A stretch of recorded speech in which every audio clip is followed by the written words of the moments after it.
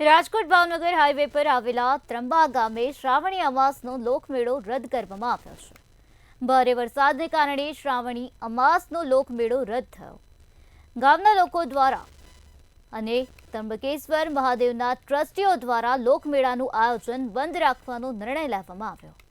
મંદિરના ટ્રસ્ટી મનુ ત્રાપસિયા દ્વારા જાહેર જનતાને જાણ કરવામાં આવી છે. ત્રંબા ગામે દર વર્ષની જેમ ભાદરવી અમાસે જે લોકમેળો ભરાય છે, ધાર્મિક લોકમેળો ભરાય છે, એ આ વખતે વરસાદને માહોલને હિસાબે આ વખતે ગ્રામ પંચાયત તેમજ ત્રંબકેશ્વર મહાદેવના ટ્રસ્ટી દ્વારા નિર્ણય લેવામાં આવ્યો છે કે આ મેળો બંધ રાખે અને બંધ રાખવામાં આવેલ છે. કારણ કે વરસાદનો માહોલ એટલો છે, પાણી અંદર એટલું ભર્યું છે અને પુલ ઉપરથી જગ્યા તરફ જવા માટે પૂર પણ આવેલું છે. તે પણ 2-3 દિવસની અંદર આ પૂર ઉતરે તેમ નથી.